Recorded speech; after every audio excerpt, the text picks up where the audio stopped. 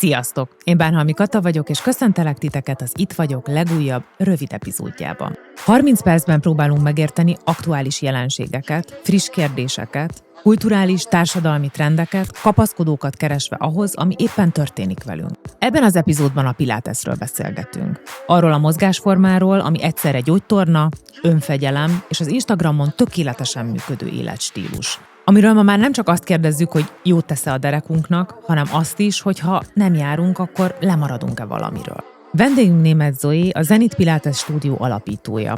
Vele próbáljuk szétválasztani a hype-ot a valódi hatásoktól. Honnan jön a Pilates? Hogyan lett a rehabilitációból életstílus? Mit ad a testünknek, és mit ad az elménknek ez a mozgásforma? És egyáltalán kinek ad valódi támogatást? Szép testek, lassú mozdulatok, drága órák az Instagramon. De mit ad a Pilates azon túl, hogy jól néz ki a feedben? Tartsatok velünk!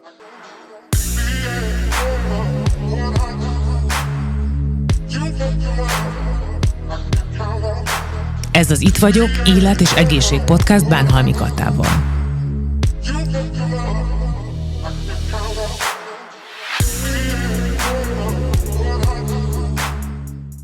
Szia Zoé, nagy szeretettel köszöntelek a mai beszélgetésben. Szia Kata, üdvözlöm a hallgatókat, nézőket. Örülök, hogy meghívtál ebbre a érdekes témára.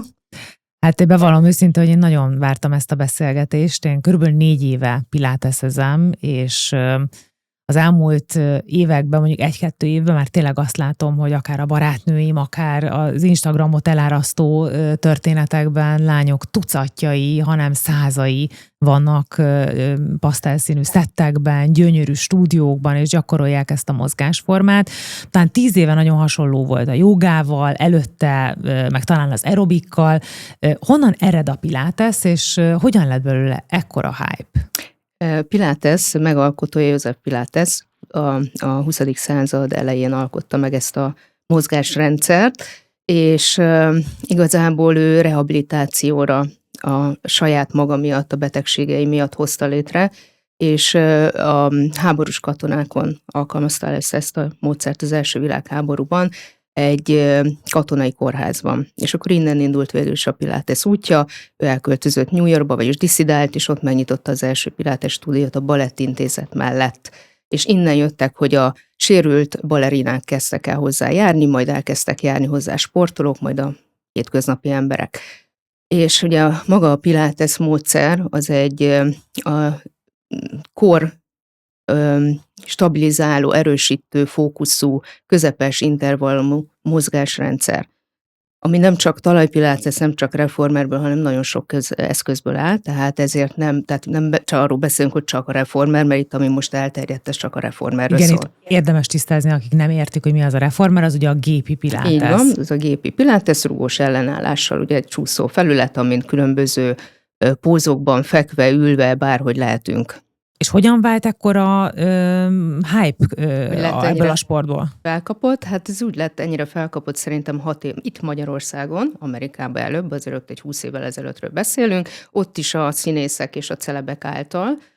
Itt Magyarországon körülbelül 6 éve kezdtek el nyitni a csoportos stúdiók, egyébként ez alapjában egy privát edzésre lett létrehozva ez a módszer, és a csoportos edzéssel, stúdiók nyitásával kezdett felkapottá válni. Ugye jöttek azok a nívósabb helyek, ahol nagyon a design számít, és elköltöttek nagyon sok milliót, és ez hozott egy olyan társadalmi kört, akik mert hogy ez nem egy olcsó mozgásforma. Igen, ugye társadalmilag egy eléggé szűk réteget érint, mert valahol egy luxus mozgásformának számít. Mennyire számít így az ár, meg nyilván a társadalmi státusz abban, hogy ki az, aki piláteszezik ma itthon? Én egyébként ezt nem látom az én körömben, akik hozzám járnak, abszolút, mert egy teljesen más világ, ahol ugye ez függő attól is, hogy melyik kerületben van, nagyon sok számít, sok múlik ezen az áron is, hogy melyik kerületben van. Én nem nagyon találkozok ezzel a körrel.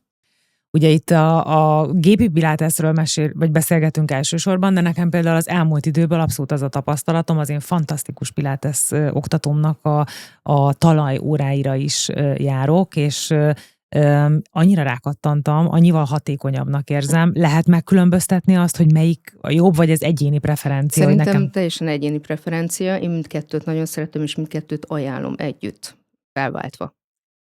Ugye a talajpiláteszen a gravitáció ellen dolgozunk, ott abszolút a korstabilizáción van a hangsúly, nagyon jó alapot ad a gépi piláteshez.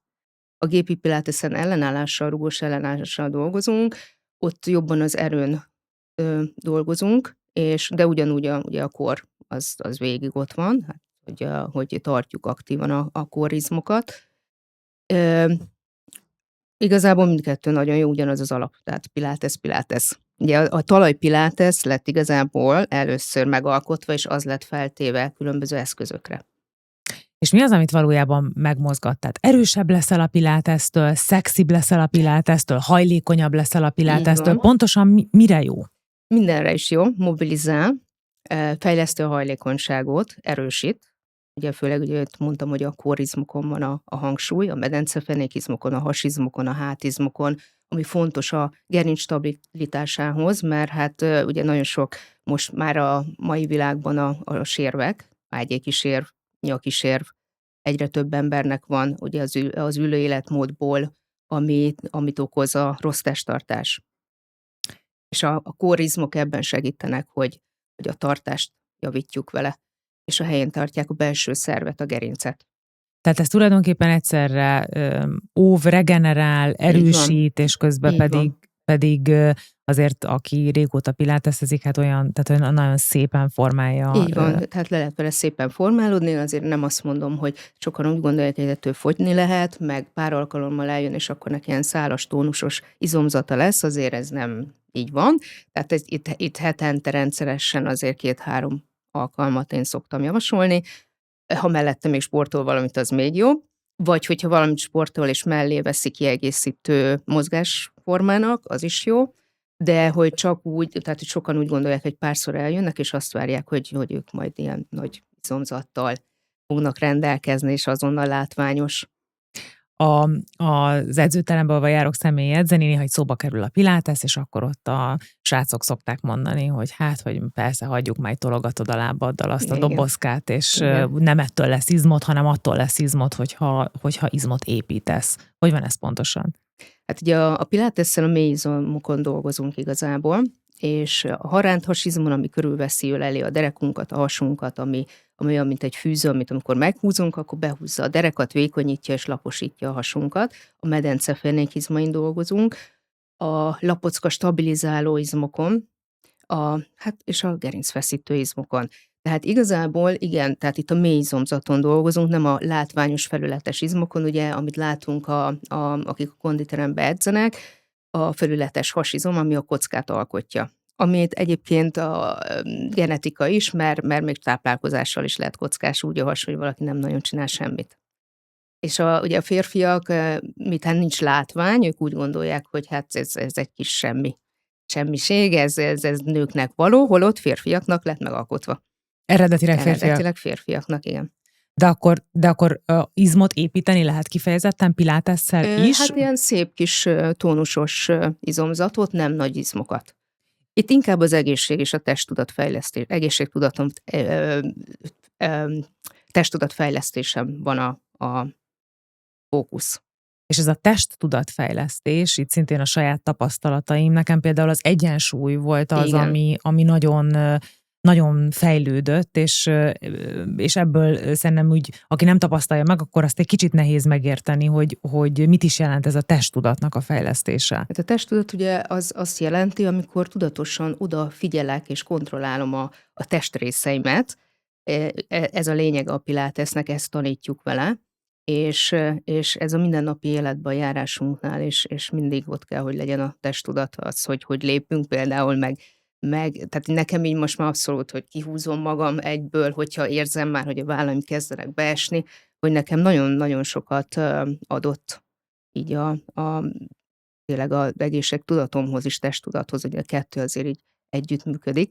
De mit ad pontosan ez a figyelem? Tehát az, hogy odafigyelünk valamelyik testrészünkre, vagy arra, hogy kihúzzuk magunkat, vagy arra, hogy arra is, hogy igen, odafigyelünk a testrészünkre, hogy kihúzzuk magunkat, én legalábbis egyből, de hát azért ez sok év mire ez a testtudat ugye azért kialakul, és fejlesztjük. A Sokat kérdésem, kell hallani. igen, a kérdésem inkább arra vonatkozott, hogy mit ad ez hozzá az életünkhöz? Tehát az, hogy van testtudatunk. Hát azt adja hozzá, hogy egészségesebbek tudunk maradni, ugye főleg itt most a gerincről beszélünk, Uh-huh. hogy a rossz tartás, ö, fejlesztjük a testtudatunkat azzal, hogy odafigyelünk a tartásunkra, a járásunkra, hogy googolunk le, hogy nyúlunk oda valamiért, mert hogy ezekből is lehet mindenféle probléma, Uh-huh. egy rossz legugolásból, lehajolásból, Tehát egy rossz egy rossz mozdulatnak. mozdulatból, igen. És mi az, amit a pszichével csinál? Hogyan hat például a stresszre a pilates? Nagyon jó hat a paraszimpatikus idegrendszerre, tehát egy megnyugtató, stresszcsökkentő hatása van, kikapcsol. Ugye most, amikor elmegyünk egy pilates edzésre, akkor ott megszűnik minden, elvileg. Van, aki egyszerűen nem tud úgy belassulni, és látok néhány emberen, hogy nem sikerül neki, de azért ez lenne a lényege, hogy ott mindent kikapcsolunk, mert annyi mindenre kell figyelni, a kisujjam hogy áll, és közben tényleg a központunkat tartani, ugye a kórizmokat, és hozzájönnek a végtag mozgások, amik egyből elengedik ettől a hasizmot, ahogy már mozognak a karlábbal. Tehát, hogy odáig eljutni arra a szintre, hogy ezt tényleg végig tudatosan tartani tudja az ember, ez nagyon sok év gyakorlás. És akkor ez a nagyon koncentrált figyelem az, aminek van egy ilyen transfer hatása az idegrendszerre? Így van, mert ott nem azzal foglalkozunk, hogy mi vár otthon, mi volt a munkahelyen, mit fogok vásárolni a közértbe a vacsorához, hanem ott kell, jelen kell lenni. Abszolút. És az instrukciót figyelni, ugye, amit az edző mond, mert különben teljesen más csinálsz. Itt muszáj behoznom azt a kérdést, hogy a saját tapasztalatom, és lehet, hogy ezzel már más is találkozott, aki részt vett ilyen órán. Én egy kicsit ilyen dinamikusabb, gyorsabb működésű ember vagyok, és hogy nekem konkrét nehézséget és kint okoz az, hogy én egy gyakorlat közben lelassuljak, és a pilates oktatóim állandóan felhívják arra a figyelmet, hogy lassabban csináljam a gyakorlatot. Nagyon nehéz megérteni azt, hogy ez a lassú mozgás, hogy lassan felemelem 8-szor a lábamat, az annak hogyan lesz valóban hozzáadott értéke az én testem számára. Igen. Azért végezzük lassan a gyakorlatokat, egyrészt, mert a légzéssel van összehangolva, ugye a központosítás, a hasunk, amit végig tartanunk kell. Onnantól kezdve, hogy gyorsan végezzük a mozgást, a légzéssel nem tudjuk összehangolni, nem tudjuk tartani a hasunkat, tehát eleve a légzés is sokkal intenzívebb, gyorsabb lesz, mint amit használunk, ezt a speciális légzést hozzá, plusz a kitartása, a gyakorlatoknak a végpozícióban a megtartása, ott sokkal jobban dolgozik az izom. Tehát, hogy a lassúság az gyakorlatilag azért jó, mert tartjuk az izmunkat? Igen. Tehát itt jobban dolgozik az izom, mint hogyha dinamikusan, mondjuk mint egy aerobikon ugrálunk, és ugye egyik gyakorlatból ugrálunk bele a másikba. Tehát, hogy a figyelem is, ugye sokkal jobban kell koncentrálni ahhoz, hogy meg tudjuk tartani a testrészünket egy bizonyos pozícióban, mint hogyha gyorsan megyünk egyik gyakorlatból a másikba. És akkor tehát még akár a formálódás szempontjából is jobb a lassú, mint mondjuk egy aerobik? Mert ezt nem nehéz... Hát ugye itt erősítünk, az aerobik meg az azért egy más típusú mozgás, ott más a hatás. Igen, szerintem itt abban nehéz eligazodni, hogy ha én formálni szeretném a testemet, akkor nekem a pilates-e az az út, vagy jobban járok, hogyha zsírégető edzésekre járok, valami dinamikusabb edzésre, vagy a kettőt kombinálni kell. Szerintem én mindig azt mondom, hogy minél több mozgásformát végez az ember, annál jobb az idegrendszer, és különböző ingereket kap. Én mindig ajánlom, hogy egy pilates mellé is jó egy másik mozgásformát mellé venni. És hogyan lehet azt eldönteni, hogy így követni kell a trendet, és a trendisége miatt kell piláteszre menni, vagy hogy tényleg nekem való? Mert azért tényleg az a jelenség most, hogy egy utcában lassan 3 pilates stúdió nyílik, és azért nem vagyok benne biztos, hogy az edzők mind ugyanolyan szinten felkészültek, hogy segítesz ebben egy picit tisztábban látni. Igen, hát én nagyon ellene vagyok a mostani zajnak, káosznak, ami történik a pilates világban, mert ez elment egy teljesen más irányba, és én ezt fitlatesnek hívom. Amikor használunk egy reformert, ugye a gépet, egy funkcionális edzéshez. És rágatják az edzők a nem tudom én hány eszközt az emberre, meg még van, aki 3-5 kilós súlyzókat használ ezen a mozgófelületen, és az alapok nincsenek meg. Tehát az, hogy ugye az alap az a kórstabilizáció, nem tudják tartani a kórizmokat, nem elég erősek, nincs megerősítve, tehát nincsenek még készen arra, hogy nehezebb gyakorlatokat végezzenek el. Na most van, aki meg a látványra megy, sokan jöttek be hozzám is, hogy látott az Instagramon egy olyan videót, hogy hát a hölgyről lógott a plafonról, körülbelül így magyarázta el nekem a vendég, és hát mondtam, hogy ne haragudj, de ilyen nálam biztos, hogy nem lesz. Tehát ez nem egy cirkuszi mutatvány, és nem ez a lényege a pilátesznek. Hogy ez persze jól mutat egy videón, meg lehet, hogy megcsinálta egy olyan edző, aki gyakorlott, és itt talán 10-20 éve ezzel foglalkozik, vagy egy sportoló, egy balerina, de egy hétköznapi ember nem fog sose eljutni arra a szintre, és nem is kell, mert nincs semmi értelme. De az, hogy ezt csinálják az edzők, vagy hogy ennyi edző van, ebbe egyáltalán hogyan lehet eligazodni, hogy milyen az a képzés, amin részt vesznek ezek az edzők, milyen képzések elérhetőek? Egyáltalán én hogyan tudom eldönteni, hogy az, akinél vagyok, ő mennyire felkészült arra, hogy engem tanítson? Ugye itt régen, amikor én is elvégeztem még a képzést, volt 3 nagy nemzetközi iskola, és én ebből a 3-ból választottam ki egyet. Én a klasszikus Peak Pilatest végeztem el, és én utána jártam, hogy ki az, aki tartja az oktatást. Most ezek a nemzetközi edzők mindenki mesteroktató. Ez régen úgy volt, hogy csak mesteroktató tarthatott képzést. Most elmentünk abba az irányba, hogy a magyarok látván, hogy beindult ugye az a Pilates business, mondjuk így, és akkor szépen elkezdtek a magyarok is ilyen kis képzéseket csinálni, 2-3-4 napos képzések. És nagyon sokan, fiatal lányok elvégzik ezeket a képzéseket, utána se járnak, hogy egyáltalán mi ez az iskola, ki az az oktató, aki a képzést tartja, milyen múltja van. Hát ez alap lenne, hogyha én elmegyek egy képzésre, utána nézek, hogy ki az, aki tartja, és ugyanúgy, amikor elmegyek egy edzőhöz, azután is utána nézek, hogy ki az az edző, milyen képesítései vannak, mióta foglalkozik ezzel. Én nem megyek be csak úgy random egy pilates stúdióba, mert az van az utcámba, vagy időben nekem, most ez fér bele, és akkor bárki megtarthatja, és én ott ugram, hát igen, most már kb. Ugrabugrálásra is fajult a pilates. És akkor ez a gyakorlatban azt jelenti, hogy egy rengeteg stúdióban ilyen 2-3 napos képzést elvégzett oktatók vannak? Igen, fiatal lányok, akik most szó szerint divatból ezt látják, hogy de jó, akkor most ez mennyire megy, ezzel lehet pénzt keresni, ezt lehet másodállásban csinálni, és akkor elvégzik ezeket a párnapos képzéseket, és ők azt hiszik, meg vannak róla győződve, hogy micsoda tudást kaptak. Tehát az, hogy gyakorlat semmi mögötte, tapasztalat, nekem meg kellett lennie 200 óra gyakorlatnak, hogy én el tudjak kezdeni órát tartani. És ma ez már nincs? Ma ez már nincs. Az elvárás most ilyen 20-30 óra gyakorlat. És ennek mi a veszélye szerinted?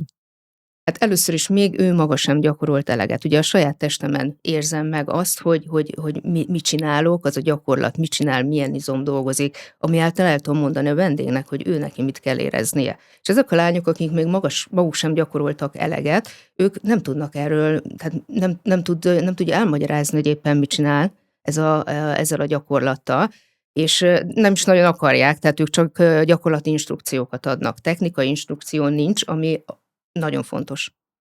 És ugye mondjuk olyanok is néznek, vagy hallgatnak minket, akik oktatók, és mondjuk ebben a helyzetben vannak, nekik amúgy mit javasolnál, hogyha ők hogyan tudják ma mélyebben képezni magukat? Hát én szoktam említeni, hogy milyen képzést végezzenek el, ami tényleg átfogó tudást ad, és mesteroktatók tartják a képzést. Ezt szoktam ajánlani, és folyamatosan képezni kell magát egy edzőnek. Tehát nem csak én a pilates mellett gerinctréner, kórstabilizáció, fitness instruktor, tehát sok mindent elvégeztem, meg folyamatosan a listámon van, ennek nincs vége. Az ember minél többet tud, annál többet szeretne tudni, és adni a vendégének. Tehát ez a folyamatos tanulás általi nyilván tanítóvá válás, hogyha én ezt jól értem. Így van. Csak nőknek való a pilates? Abszolút. Mert ugye most, hogy említetted, hogy férfiakkal indul, de most nőket látni mindenhol. Abszolút nem. Tehát kortól nemtől függetlenül mindenkinek. Most a kortól függetlenül azért egy 14-15 éves kortól ajánlott mondjuk egy tinédzsernek elkezdeni. Férfiaknak, ugye nekik lett ez megalkotva, József Pilates is egy férfi volt, Én nekem vannak férfi vendégeim, sajnos a férfiak nem elég nyitottak még mindig rá. Tehát ők úgy gondolják, hogy ez egy női mozgásforma. És te mivel szoktad meggyőzni a férfiakat? Vagy hogy mi az, ami által ők bevonódnak és ott maradnak nálad? Igazából ők, akiket én edzettem, mindenki úgy jött el, hogy ki szerette volna próbálni, tehát nem az én ajánlásomra, hanem vagy már valaki küldte, vagy egy gyógytornász, vagy egy orvos, ortopéd, vagy rehabilitációs orvos küldte hozzám, vagy sportoló, és neki már azért volt annyi testtudata, meg úgy érezte, hogy ez neki jó, mert utána olvasott. És ezek a férfiak meg is maradtak nálam. Hm. És amúgy miért szükséges egyáltalán stúdióba járni? Miért nem elég a YouTube-on is elérhető videók alapján piláteszezni? Hát én azt mondom, hogy kell, hogy egy edző lássa, ugye azt, mert javítani kell.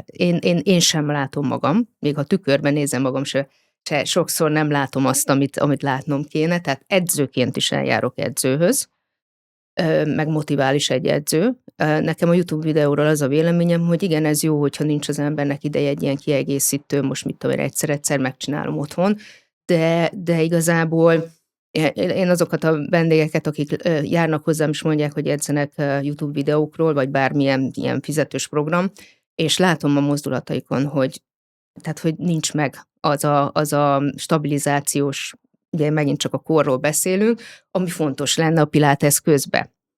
Szerintem nagyon sokan vannak valószínűleg azért úgy, hogy vagy nem engedhetik meg magukat anyagilag, vagy nem engedhetik meg magunknak ezt időben, mert mondjuk nem tudom, kisgyerekük van, vagy úgy dolgoznak. Nekik mit szoktál javasolni? Hát nekik is azt javaslom, hogy legalább azért egy 10 alkalommal jöjjön el egy stúdióba, ahol legalább kap egy alapot, és akkor utána kezdjen el a YouTube-ról tornázni. Van-e olyan ember, akinek például egyáltalán nem való a pilates? Hiperaktív embereknek, ugye, őket nagyon nehéz belassítani. Tehát, hogy lelassuljanak ehhez a mozgáshoz, és nehezen értik meg, hogy itt nem nincsenek hirtelen mozgolatok, nincsenek rándulások, meg fogom, tehát, hogy ugye kontrollhoz be kell, hogy kontrolláltan tudjam tartani az izmaimat, a hasamat, ehhez bizony be kell lassulni. Ebben a válaszodban azért egy kicsit megszólítva érzem magam, mert én is egy hiperaktív ember vagyok, és ahogy említettem, az edzők, akikhez én járok, ővelük ezt meg is beszéltem, és ők nagyon figyelnek rá, sőt néha röhögnek rajtam, hogy így tudják, hogy nehezen lassulok le, és hogy mégis azt érzem, hogy nekem való igazán a pilates amiatt, mert nekem van szükségem arra, hogy belassuljak. Tehát, hogy akkor ez nem úgy van, hogy pont azoknak van a legnagyobb szüksége erre, akik ezzel küzdenek? Igen, ez igaz, viszont nem mindenki hajlandó erre. Tehát, hogy ez egy türelmesnek kell lenni magunkhoz. De oktatói oldalról is, tehát...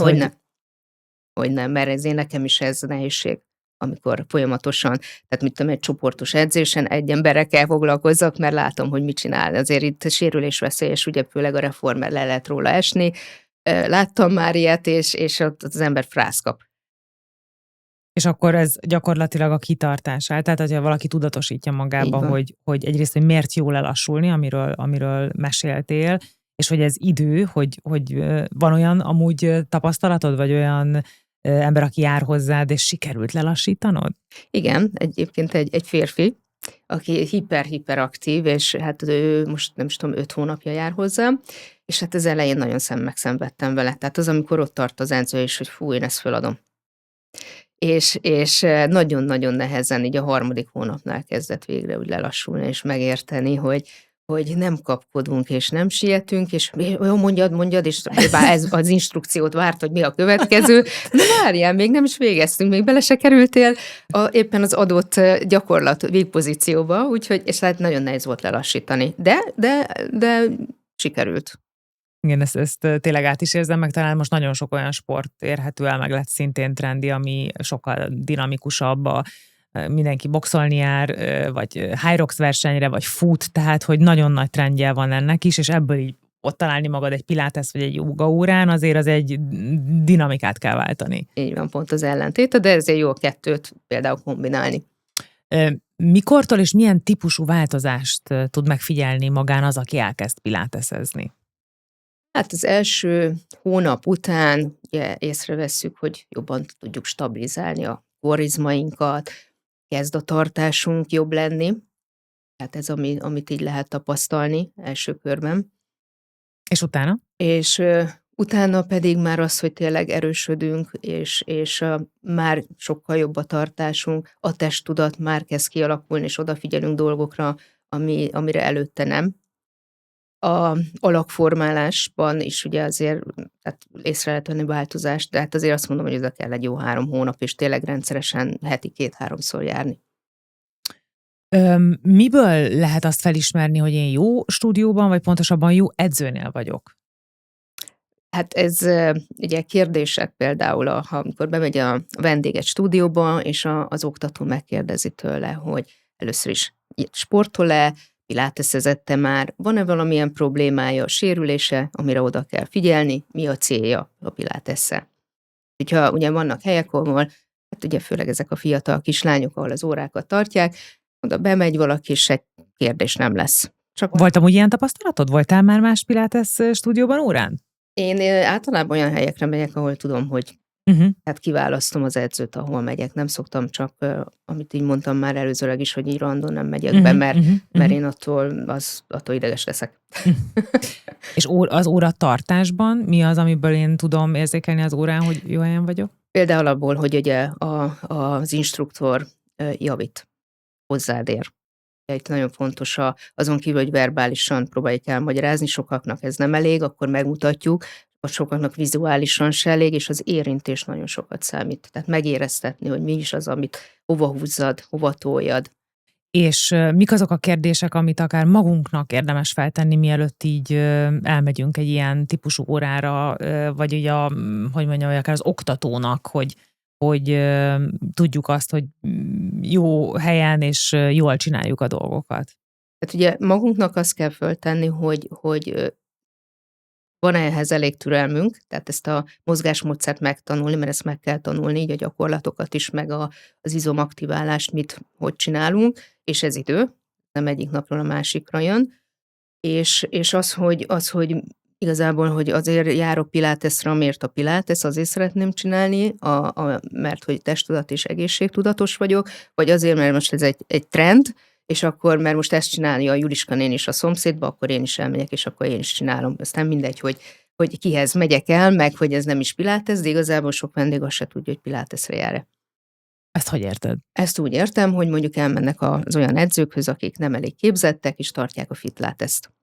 És mondjuk egy helyen, egy stúdióban dolgozik több oktató, különböző iskolát végeztek el. Van, aki mondjuk a klasszikus tartja, van, aki elvégzett egy 3 napos gyors talpalót, és ő meg tartja a fitlatest. És akkor elmegy a vendég az egyik órára, a másikra, és nem ért, hogy mi történik. Tehát akkor most melyik a helyes? És szerinted, hogyha valaki viszont a jó helyen van, mi az, amit hozzá tud adni a testtudaton túl az életéhez, hogy rendszeresen piláteszezik? Hát egy rutint ki tud alakítani az életébe, egy rendszert, ami nem csak a pilátesre vonatkozik, hanem az életére. Szerintem ez ad egy tartást, ahogy ugye a testtartás javító maga a pilates, úgy ad egy tartást az embernek, hogy odafigyel az életben, tehát hogy rendszeresebb, rendezettebb életet tud élni.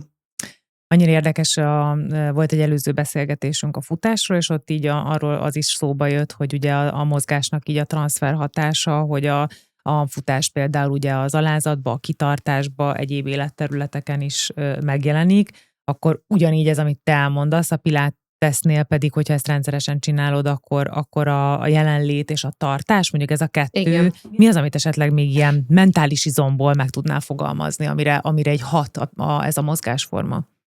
Hát szerintem a nyugodtabb, kiegyensúlyozottabb lesz az ember, tehát minden hat az idegrendszerre, és kicsit ugye én is így ilyen, hát elég stresszes életet éltem, és így hajtottam bele a 1 millió dolgot elintézek egy nap, és ebből most már így visszavettem, hogy átgondolom, rendszerezem, hogy mi az, amit ma el kell intézni, és mi az, amit inkább holnapra hagyok, hogy ne hajtsam már magam bele ebbe a reggeltől estig rohanok.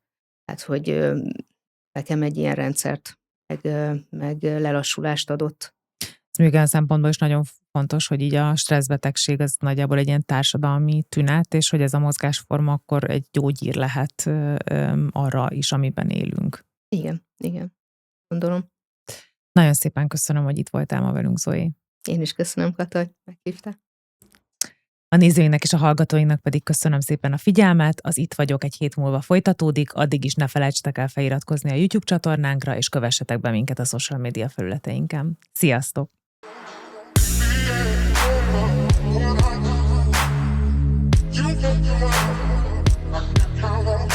Ez az Itt vagyok, élet és egészség podcast Bánhalmi Katával.